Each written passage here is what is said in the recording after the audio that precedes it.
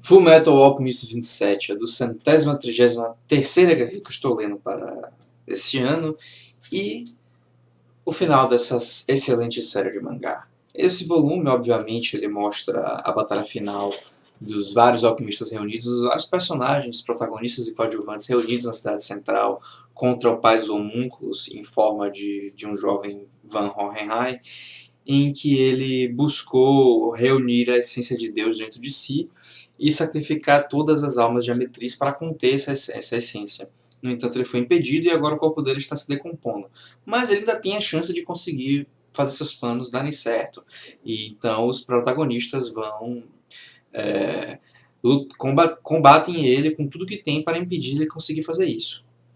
Nesse confronto tem alguns momentos realmente muito bons em que os personagens vão se esforçando para conseguir derrotá-lo, personagens se sacrificam para conseguir derrotá-lo, e alguns sacrifícios são mais permanentes do que outros. A forma como o Alphonse resolve salvar o Ed, que também permite possibilitar que o Ed derrote o inimigo ao custo de um próprio auto-sacrifício, realmente foi uma cena muito bem feita. E mais tarde, o sacrifício que o Ed faz para conseguir restaurar o corpo do Alphonse também foi bem bolado. E assim, apesar de não ter envolvido nenhuma morte, o leitor deve até ficar até um pouco tão abalado quanto a morte do personagem, pensando, poxa, o Ed teve que sacrificar isso.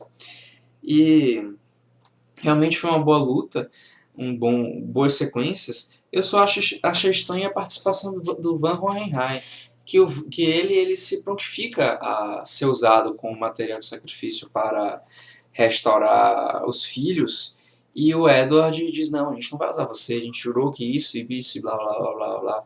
E no entanto, Van Hohenheim morre algumas páginas depois, em frente ao túmulo da esposa, e francamente, se era para ser assim, se ele sabia que isso ia acontecer, ele deveria simplesmente ter ele mesmo realizado o sacrifício. E enquanto a narrativa da obra fica um pouco meio, sei lá, tipo, o Wolverine podia ter morrido aqui, não morreu porque não quiseram usar ele de sacrifício. Ah, mas ele morreu aqui algumas páginas depois. E nem foi por um momento tão tocante assim, porque ele já tinha visitado o túmulo. Se fosse pelo menos a primeira visita ao túmulo que ele estivesse fazendo, seria diferente se fosse algo que ele tivesse prometido há muito tempo para alguma pessoa, alguma coisa, e ele tivesse indo cumprir essa promessa, seria diferente, mas acabou sendo um pouco de desperdício do personagem e dos momentos finais dele na HQ. Até em relação ao que ele poderia ter feito pelos filhos e não fez, e precisou o Edward sacrificar para salvar o irmão. E embora o sacrifício do Ed e não do Hohenheim seja mais apropriado, já que é uma jornada dos dois, das promessas que os dois fizeram um ao outro. E seria estranho o Hohenheim agora dar um passo à frente e assumir essas responsabilidades, esse papel que o tempo todo foi dos irmãos. Poderia ser feito e não ficaria necessariamente ruim, mas da forma como a obra é construída, em torno da irmandade e não da relação familiar que eles têm com Hohenheim, não ficaria tão bom. Mas em outro tipo de obra, na verdade, na mesma obra, só que com alguns elementos sendo diferentes, e focando um pouco mais nessa questão do Hohenheim ser um pai ausente e tudo mais, que não é, no fim das contas, não é tão esmiuçado, acabaria ficando bastante apropriado.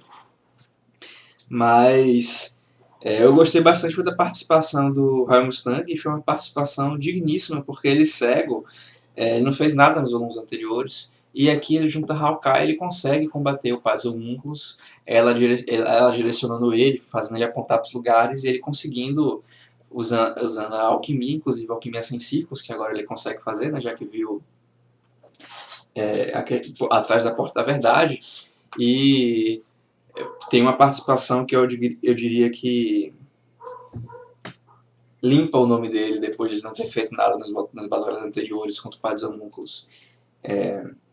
Então, assim, todos os coadjuvantes tiveram participações muito boas. O Lin Yao, o Kobisa, a Han Fun, todos que estavam vivos tiveram seu momento nessa batalha final.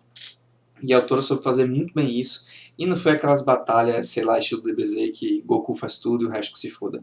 Aqui todo mundo contribuiu. Claro que os protagonistas têm mais momentos, mas todo mundo fez o que precisava, o que podia, para impedir de que o pai dos homúnculos devorasse primeiro a Metriz e provavelmente depois todo mundo, porque o cara é muito ambicioso. E mais ou menos metade do mangá, não, metade não, o último terço do mangá acaba sendo sobre os epílogos de cada personagem, né, o que aconteceu com eles após a morte, não, após todo o acontecimento, vai mostrando o que eles fizeram depois, e pequenos epílogos, né, tipo o que acontece com o Scar, com os irmãos Elric, com a Winry, até com Celine aparece, e mostra o Alphonse indo visitar a esposa do Hughes. Então, vários pequenos encontros, e que eu acho que poderia ter sido maior, porque a maior parte assim, do que mostra o que aconteceu com alguns personagens fica por conta dessa página aqui de fotos, e que eu acho que poderia ter sido esmiuçado. Personagens como o Havok, o Breda, a Tenente Maria Ross, o Coronel Mustang, os irmãos Armstrong, e eles mereciam mais páginas mostrando o que eles estão fazendo, o que vieram acontecer. Principalmente a Izumi Curtis, que ela é uma personagem boa, ela é uma personagem importante e que, no entanto, ela teve pouquíssima importância no mangá. Ela teve alguns momentos, teve seus momentos de ser importante nos esforços na Batalha da Central, mas em geral ela foi uma personagem muito subutilizada e eu não mostra como ela evoluiu com tudo isso, como ela como posso dizer,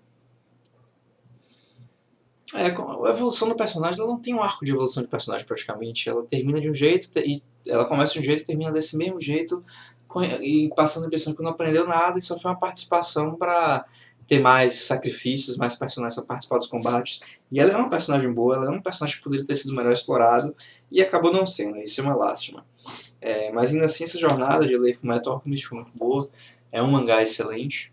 Não é o melhor mangá que eu já li, que o melhor mangá da existência é Náusea, não tem como fugir, eu sempre vou declarar isso categoricamente, e eu acredito que nunca vou encontrar um mangá melhor do que Náusea, mas ainda assim é um mangá que vale a pena estar sendo lido, e mesmo pessoas que não gostam de mangá, se conseguirem aturar os primeiros volumes, que acabam sendo um pouco menos interessantes do que conforme a história vai avançando, vão estar lendo uma obra muito boa, uma obra que vale a pena ser lida.